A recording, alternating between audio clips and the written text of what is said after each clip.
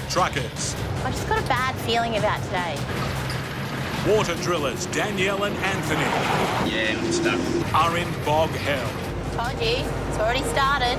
Kids off to the never-never. Tanker driver Will is running out of fuel. No service stations out here. And Jeff's vital supply run to a remote community is missing an essential load. Yeah, there's no food order come through. Nothing? You're joking. They really desperately need water in this area. Deep in the wilderness of the Australian outback, the water drillers, Anthony and Danielle Haig, are heading further into the unknown. If anyone can find the water, it's us. At the very top of Australia, they're searching for the elusive water table, located deep underground on cattle farmer Will McMillan's property. We put bores in to spread the cattle out and utilise all the country that you have here. It's not the best area to get water in, but there's so much feed here, so fingers crossed it happens. They're also a man down, with their second driver and driller quitting on them, and the trip so far has run dry. From Camberwell in northern Queensland, the water drillers have driven 460 kilometres of rough roads to reach the remote cattle station of Wallagarang. Their first bore site ran dry. Now at the second one, Anthony's got a major problem. The rig's steel drilling rods have jammed. He's just trying to heat it up now and try and loosen it maybe. This just delayed everything now. This is probably going to take up a couple of hours to fix. So therefore we're not drilling, therefore we're wasting money and time. If Anthony can't free the rods, the whole drilling operation could be in jeopardy. Yeah, he's been trying to heat it up for the last 45 minutes to an hour and it's not budging, it's fully locked in. So he's now cutting it. No choice. So there's like, what, $3,000 down the drain? And there it is. Not our day today. Shit always happens to us. A master of bush mechanics, Anthony has successfully replaced the damaged rod and fires up the drill again. Most of the water around here sort of varies from about 30 metres to about 50 metres. But the ground is unyielding. No water. Yeah, we've gone the depth they want to go to. Got a little bit of moisture in it, but not enough there to case anything anyway.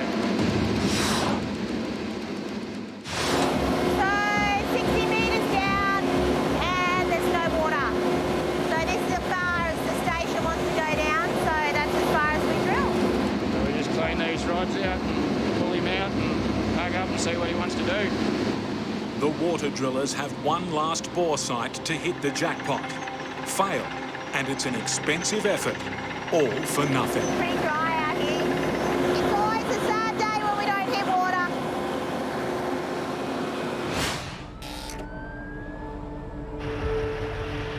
So today we're running up the Murchison with the double AB. Get a couple of drops on the way and hopefully we'll have a good run. 15 years of driving fuel trucks puts 46-year-old Will Nuttall in the veteran class. I was about 18 when I started getting into trucks. Carting all sorts of stuff all around the Kimberleys. No mobile phones or nothing, so if you got in any dramas, you had to sort it out yourself. With fuel trailers, you try and keep your weight down to a minimum, so there's only the bare essentials on them. Will's mission is a series of vital fuel drops in the barren, hostile country of the Murchison region in Western Australia. A couple of thousand litres of diesel in here today. Out here, the farms are vast and remote. Civilization can be hundreds of kilometres away. The fuel's for their generators, so if we don't get there or we get held up, it's not like you can just pop down the road and go the servo. For the few hardy souls that live and work here, the fuel trucker is critical to their survival. How are you, mate? Not bad, man. Yourself? On this trip, Will is doing a favour for fellow fuel trucker Sludge Andrews. Feel like going out again? Sludge's partner is in hospital for an operation. They're going to operate on her collarbone tomorrow. I want to be home for a few days. Do you want us to go and play in the dust for a couple of days, mate? Go and have a bit more fun. Yeah, good, eh? All right, no worries. See you after. No worries. The lucrative grain harvest season has just begun. Hundreds of gas-guzzling harvesters now need fuel. So we've got to get back and turn around as quick as we can and load up and get going again. You don't make any money sitting still. From Perth, Will must pilot his 95-tonne fuel-laden truck over 1,300 kilometres through Western Australia, filling 3 fuel tanks before returning home. So today we've got about a 14-hour day, as long as we don't have too many hiccups and the road's not too bad. Trying to get going a little bit early to try and beat the morning traffic. Nearly 100 tonne today, so we don't want to be stopping and starting in peak hour. We can get going nice and early. We should get a pretty decent run out of town. And yeah, it makes your day go a lot easier. Instead of 2 hours to get out of the city, you can get out in about an hour.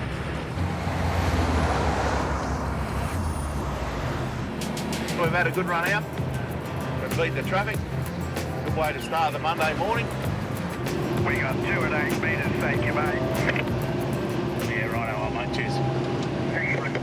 Yeah, we're coming up to a couple of big 8-metre loads, so we'll have to drop off and slow right down, I suppose, give them as much room as we can. Behind him, Will has 75,000 litres of diesel spread across 3 tanks. These barrels are only 3 or 4 mil thick, so you'd only have to touch them, with another trailer or something like that and open them up. We'll have to slow right down and give each other as much room as we can. 8 metres wide, we're both going to have to get off a little bit. It's pretty hard here. There's not a real lot of room on the edge of the road. Not a lot of room, not a lot of room.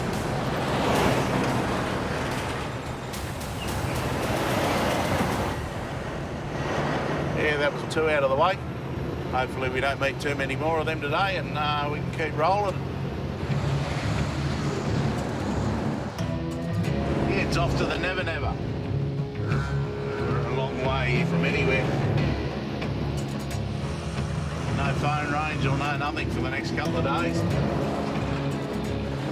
Fingers crossed nothing goes wrong, we don't get stuck out here. Yeah, the road's starting to deteriorate a fair bit around here. All the potholes over the years. We don't want to do any tyres on the big potholes and stuff like that. So back off a bit, try and weave your way through them. You've got to keep your wits about you. Try not to hit any. It's not always possible though.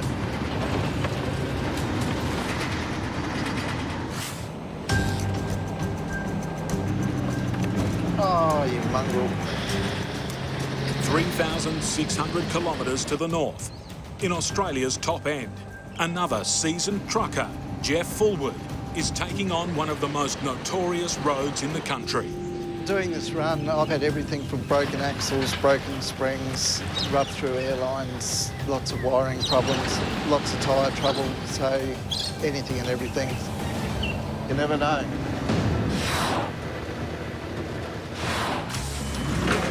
Jeff's delivering steel tubing and general freight from Darwin to a remote Aboriginal community. Yeah, all that's got to go. All up, it weighs 50 tonnes. Key to the success of this trip is the start of the wet season. Keep coming. For Jeff, it's critical he gets in and out before tropical rains close the road and cut him off. Start to fill a few drops.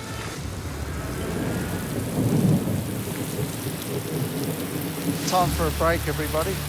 We don't want any freight to get wet. Beautiful Darwin. Feel that ice cream coming on. Stand aside. For a champion afternoon. 3 o'clock Friday, about the best part of the week, the ice cream lady comes. Get into it. Large chocolate sundae first. Yeah. Thank you. Reminds me of Mr. Whippy when I was a kid. Jeff will drive his triple road train 1,000 kilometres from Darwin to the coastal town of Nhulunbuy in East Arnhem Land. over some of the toughest tracks in the business. To load 2 containers onto his truck, 3 forklifts will need to work as one.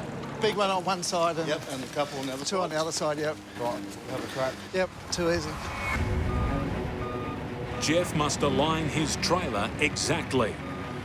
So the container locks onto 4 raised pins that will hold it in place.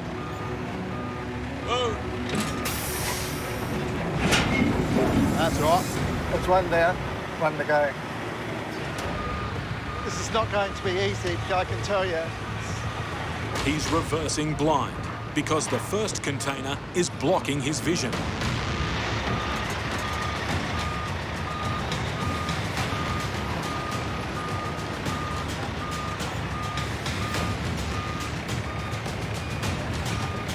Keep coming. Move. That'll leave you, mate. Just go steady.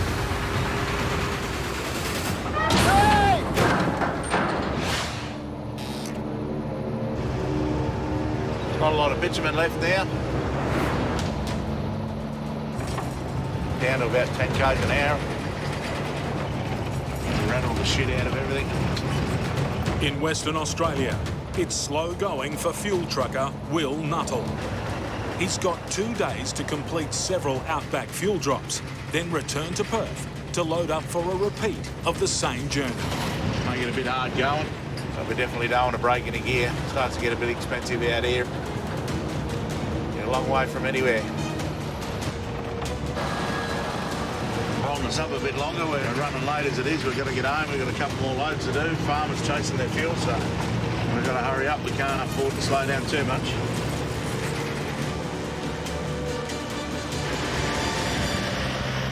The first drop-off is Nookawarra Station, a sprawling 600,000-acre home for 100 cattle and just one man, Merv Tompkins. Hey, Merv, how are you, mate? Good to see you again. Yeah, it's been a while. It sure has. I don't use much fuel anymore. Yeah, no, I think we had you down for about 3,000, mate. We'll probably get a couple of thousand in there. It's good to see you, yeah.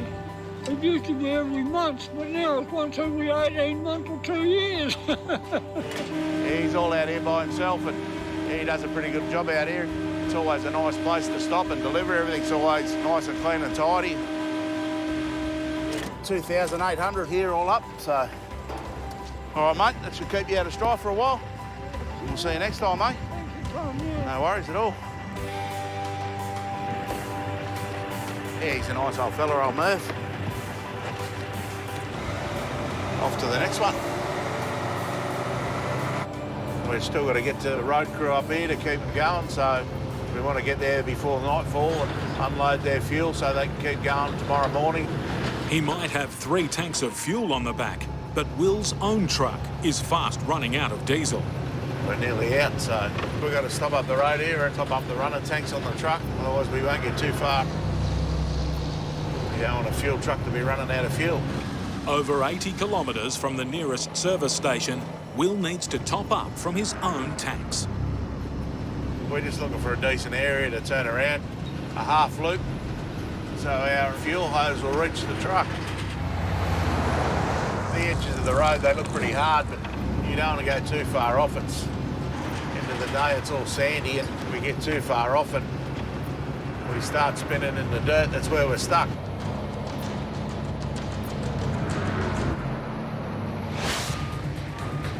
Keep coming. Keep coming.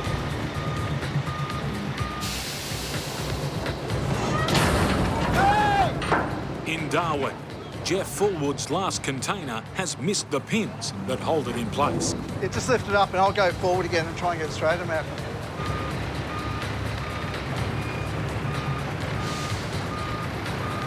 Good one, mate. That'll do you. Righto, down you go. Down you go. Yeah. Good one. Jeff's 94-ton, 53.5 metre triple road train is now complete. Yeah, we've loaded up. It's a bit of a tricky day today, but we did a good job, got it all on and it looks pretty safe. Before leaving town, there's one important pickup for Jeff's remote customers. Smells good. The last pickup done. Most important one of the day. Bit of fried chicken. People out in the bush. So we'll go down to Catherine, top up with fuel there, and I'll just go another couple of hours after that tonight. Tomorrow, Jeff will hit the notorious Central Arnhem Road. Almost 700 kilometres of some of the roughest tracks in the country. 5:30 a.m. and Jeff prepares his truck and trailers. They need to survive the next 4 days. Just letting the tyres down on the bogey dolly here before we hit the dirt. Soft tyres cushion the roughness of the road. It's about 400 k's we'll do today, but that will probably take about 12 hours. The hazards on this trip are obviously corrugations, because it's just constant hammering of your equipment, which transfers up into the load. Yeah, the track's pretty corrugated. Just poke along steady, look after my truck, and it'll look after me. It may be remote, but other vehicles are out here. Just spotted a troopy up behind us. Sharing a dirt track in a road train is a constant hazard. Communication is key. Hey mate, am I good to come back? Yeah, come through on the left there, mate, you're safe. Cheers, buddy.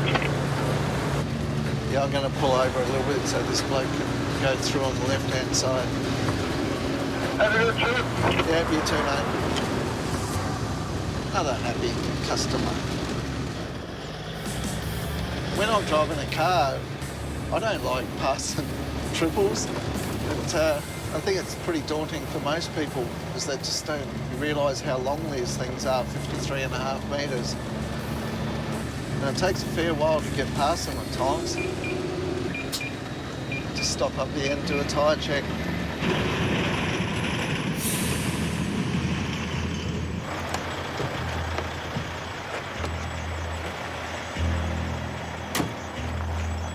Yeah, while you're walking around just checking the tyres, you're always just sort of looking at everything else.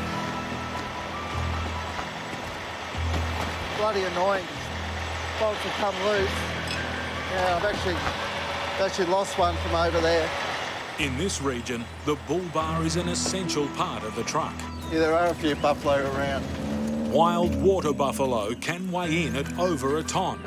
Hit one, and it could do serious damage to his truck. Yeah, I wouldn't like one of them to hit me. Like, they're solid. And they've got big horns on them, mate, that do a lot of damage. Let's try to stick one into your tyre or your fuel tanks or anything.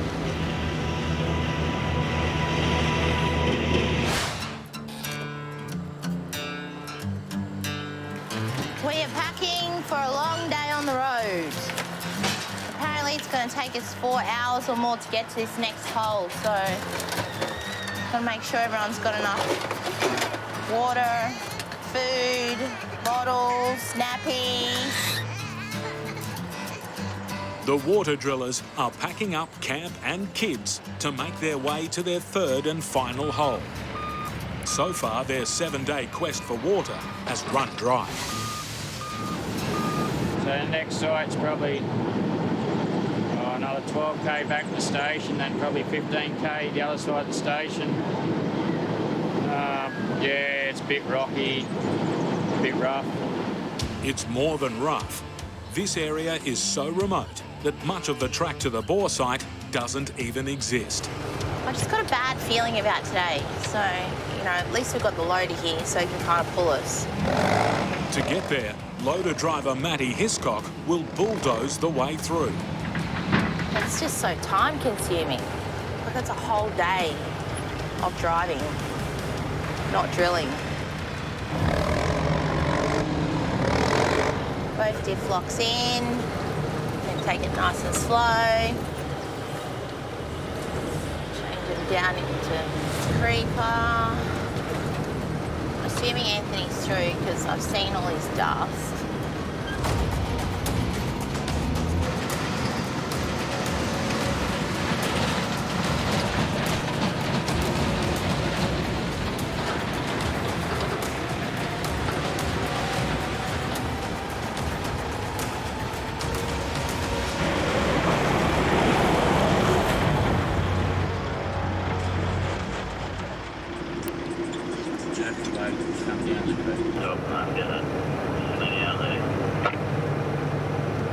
Uh-oh.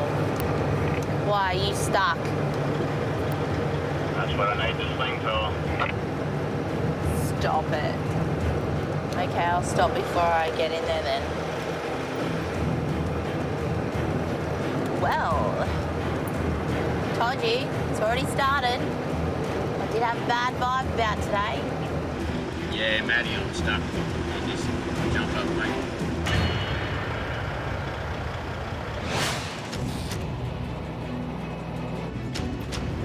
We're nearly out, so probably take 1,200 litres, something like that. On a remote outback road, Will is running out of fuel. We've got to stop up the road here and top up the runner tanks on the truck, otherwise we won't get too far. You don't want a fuel truck to be running out of fuel.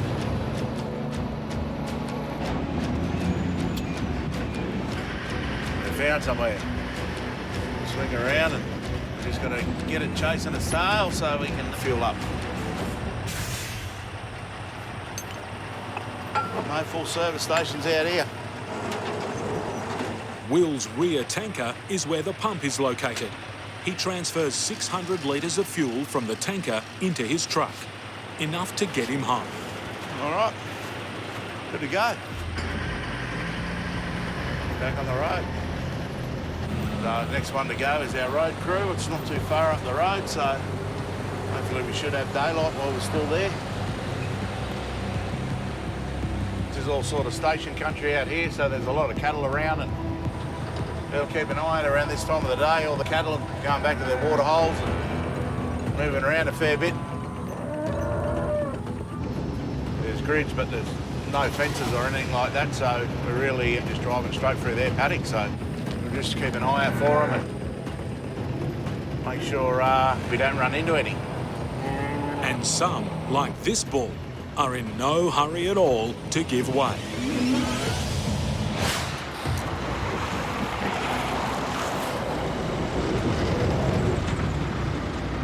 Yeah, Maddie, I'm stuck. Jump up, mate. Soft sand has snared water driller Anthony's truck on an incline. Loader driver Matty Hiscock is racing to rescue him. I'll just stop here while it's nice and hard still. Stuck on the other side, I'll get a swing and get a pull out. Matty, with his 17-tonne front-end loader, will attempt to drag Anthony out. Should come out pretty easy, it's pretty straight. It will need all of the loader's more than 200 horsepower grunt to free Anthony's 90-tonne triple road train.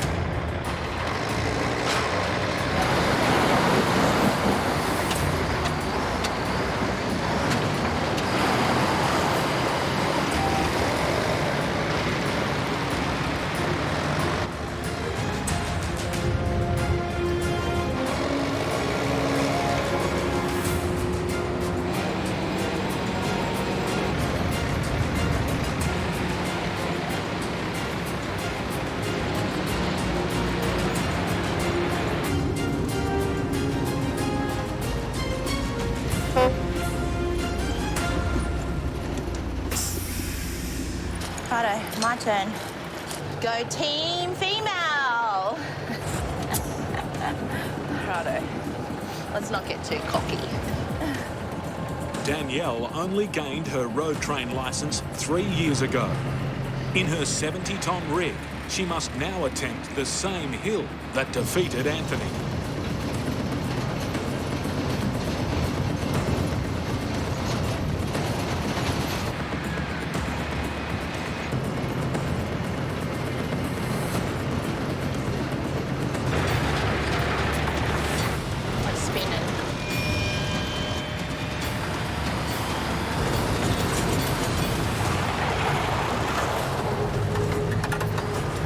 Let's just try one more time.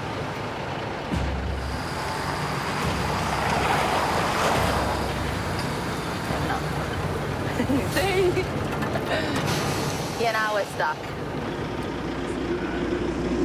Pull up there and then Maddie will back down to you. And you just put that sling onto the bar and you just creep out into it there. He expects me to know what I'm doing here. Righto.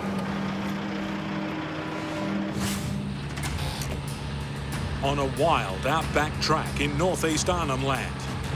A bolt on Jeff's bull bar is missing.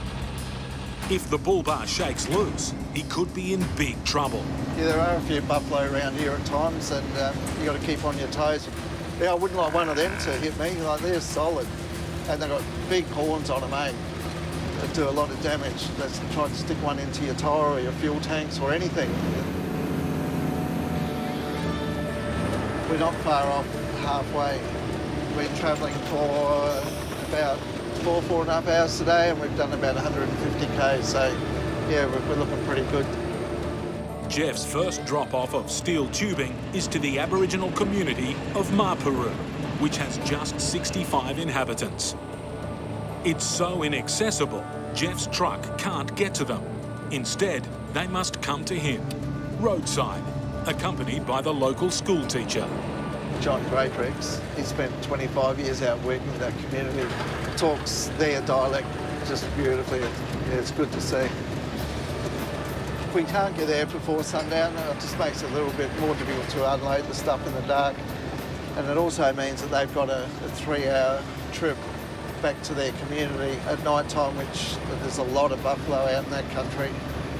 So, yeah, it would be nice if we could get there on time. As the sun sets, the shadows start to play tricks on Jeff. Is that a car there? No, it's not. That's a buffalo. Cop the sides of the horns on it. Keep going. He's friendly, look. He's waving his tail, he's friendly. See you, mate. Don't you love the bush?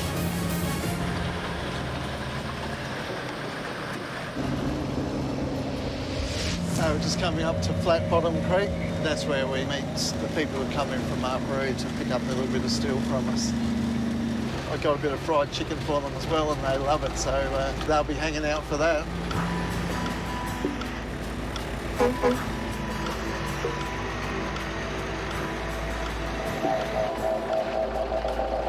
Hey, John. How are you, mate? Jeff is met by one of the community school teachers, John Greatrix. The most important delivery, bit of fried chicken for you, mate. Thank you. So what is it that you're expecting? Maybe 3 full pallets. Food from IGA? Yeah, there's no food order come through. Nothing? Nothing from IGA. You're joking.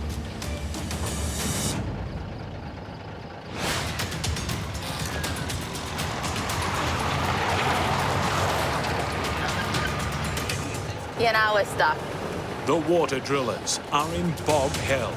This is a real sweaty palm moment. Danielle's 70-ton rig is stuck on a steep sandy hill. The only way out is with Matty in his 17-ton loader. Righto, let's do this.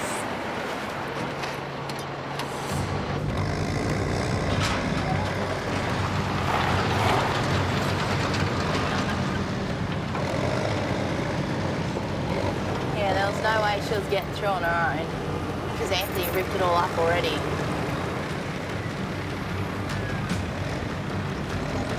At least it gets done quicker when you have someone here instead of trying to push and pull each other through in the trucks and dig our way out. Lucky he was in the area.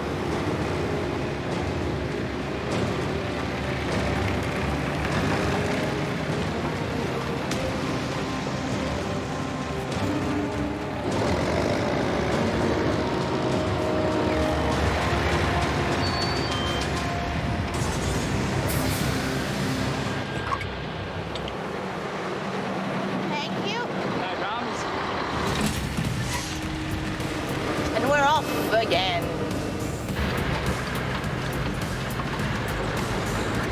Our road trains are being put to the ultimate test today.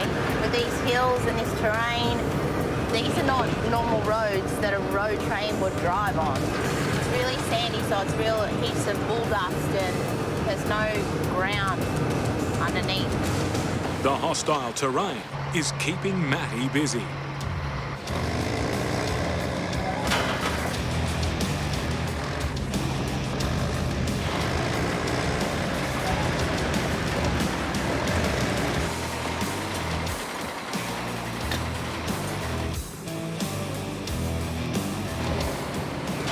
time being pulled out. It's getting a bit tiring.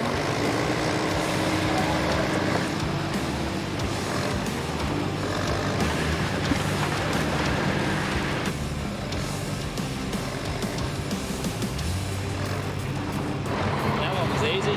Thank God he was here, or else we wouldn't have made it up. To get to their final bore site, Matty still needs to carve a track out of the untamed bush.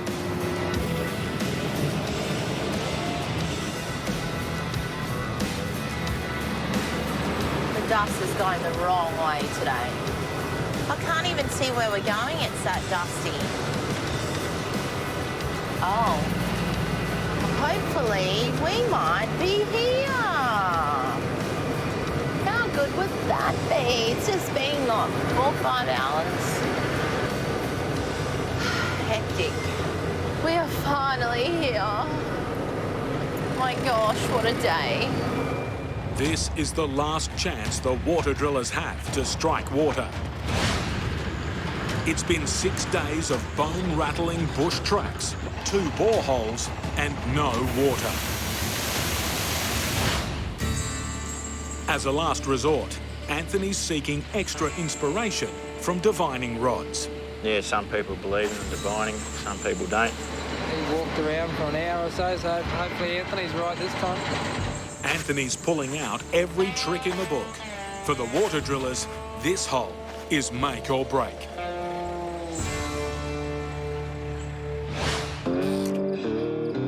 So what is it that you're expecting? Maybe 3 or 4 pellets. Food from IGA.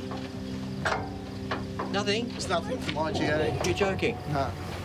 The steel's here. Jeff's rendezvous with people from the Marparu Aboriginal community has revealed a serious mistake. We had up to 4 pallets of food coming, which is several months of supply, and it hasn't arrived.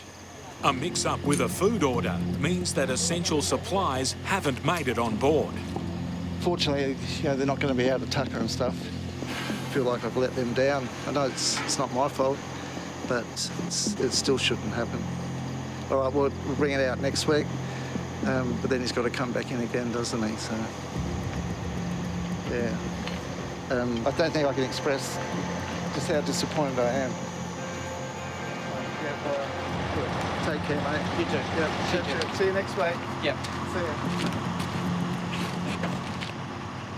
Jeff couldn't help that. Whatever issue happened, wherever it was, it's done. Forget about it. Unfortunately, John was expecting 3 pallets of foodstuffs that we just didn't have on board. We didn't have any paperwork for it. There definitely wasn't at the depot when I left, and I wasn't aware that he was looking for that stuff. I thought he was just after it. Still, was really disappointing for me because they're obviously friends of mine and just don't like letting customers, let alone friends, down.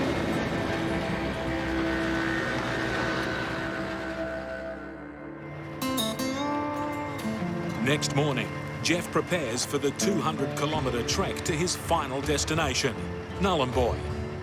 We'll get going shortly, and we've got a drop-off at a cattle station. Then we'll be on our way into Nullarbor. A bit annoying early on Sunday mornings, driving into the sun rising in the east there. You can't relax too much on this track out here, because it'll bite you if you do. You have to read every metre of the road. Just be aware of all the hazards. The first drop-off of the day is to the 50,000-acre Garathea cattle station. There's Ty come down to open up the gate for me. What a gentleman.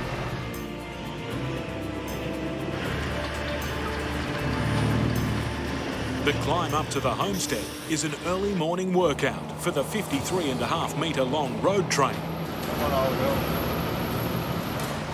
Another little oasis here. Rightio. Yeah, I've just got these gates for you, mate.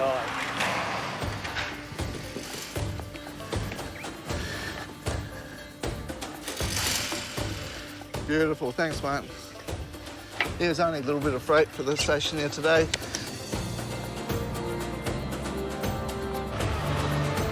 See you guys. See you next week. Yeah, we've only got about 90 k's to get into Nhulunbuy. To make it to Nhulunbuy, Jeff must first conquer a series of challenging hills or jump-ups that will test his rig and driving skills. Really careful of someone coming the other way.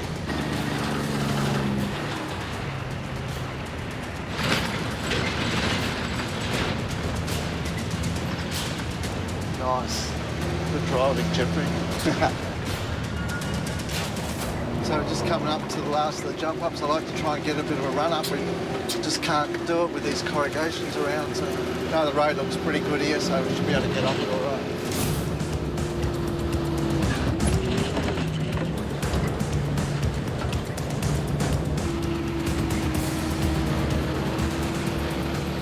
It's a bit slippery on this side. It's beautiful, this engine again, hanging on there.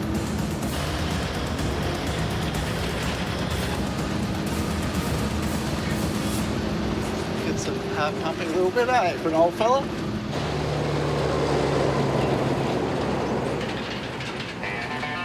It's midday and 40 degrees when Jeff arrives at the depot at Nhulunbuy. Right, let's get these containers off.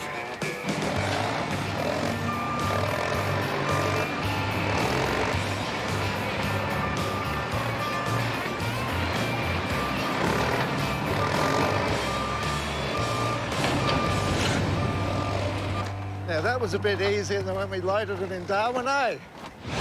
48 hours and 1,000 kilometres of rough, tough bush bashing. 3 trailers done, eh? Finally, Jeff's trailers are empty. Feels good, eh? Time for a coldie, eh? Won't even have to twist my arm. Bloody oath. Best part of the trip. 5 o'clock on Sunday, fully unloaded everything. Sit down with the mates and have a beer.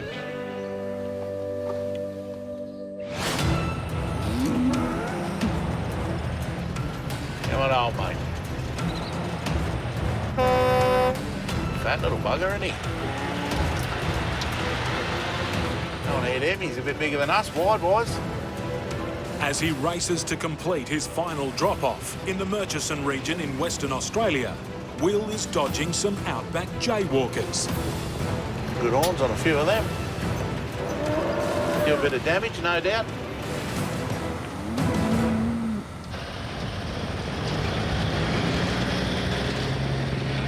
Coming up to the next drop. Lovely. Jump out and get into it. She's a 55,000, we're only putting 30 in it. It sounds empty, so we don't have to worry about it coming over the top. This is our biggest one of the day, so 30,000 litres. When we're pumping like this with a big 3-inch hose, it's roughly 800 litres a minute. Diesel can be dangerous. The fuel must be pumped into the tank at a slow, steady rate. Too fast, and a build-up of vapours could lead to an explosion. We don't want to overflow it. Last thing we want fuel on the ground everywhere. Just slow it down now and double-check my figures and make sure I'm giving him the right amount. We give him a little bit extra if it means we're cutting someone else back, so we're trying to keep everybody happy.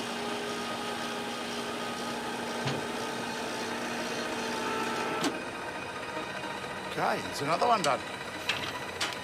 So I should be happy with that. It's been a long day. We've driven, about 13 hours to get up here so far. And we'll call it a night and kick on with the rest of it tomorrow morning.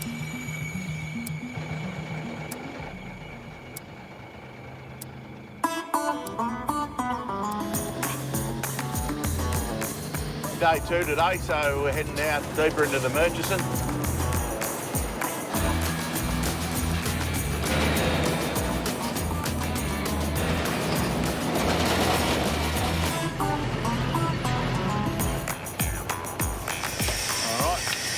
One, here we go.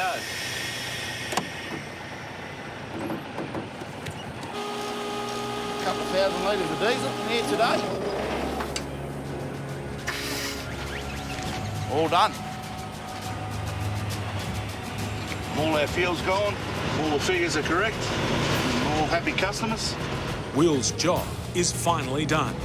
He's fueled a road crew and 2 remote stations, keeping the machinery and the people of the Murchison region rolling. It's always nice to be heading home, and we would have done 2,000 Ks and dropped off about 75,000 litres of fuel. So it's been a big couple of days.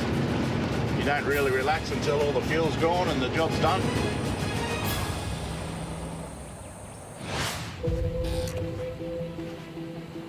Put a big flat here. Yeah, I reckon. On their final bore site, it's the last roll of the dice for the water drillers. Matty clears the area. Hopefully there's some water here. If you get a water in here, it'll really open it up. Bring a lot more cattle out here.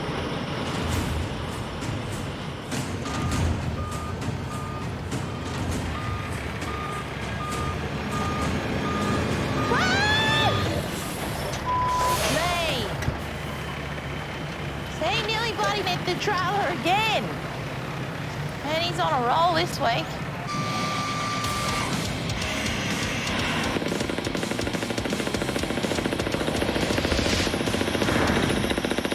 I definitely don't want to be stuck up here for the wet season. I really would like to go home.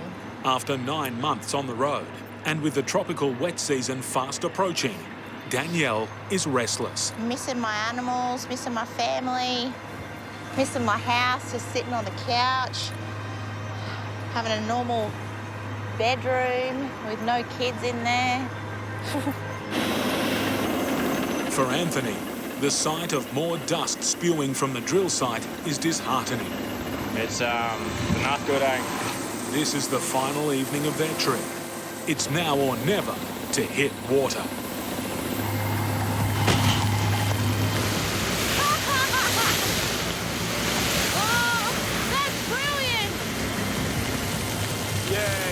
Good result. Getting about 0.7, 0.8 litres a second here. Total depth at the moment is 60 metres, so they'll be able to utilise this water a bit. So yeah, they should be all right with that.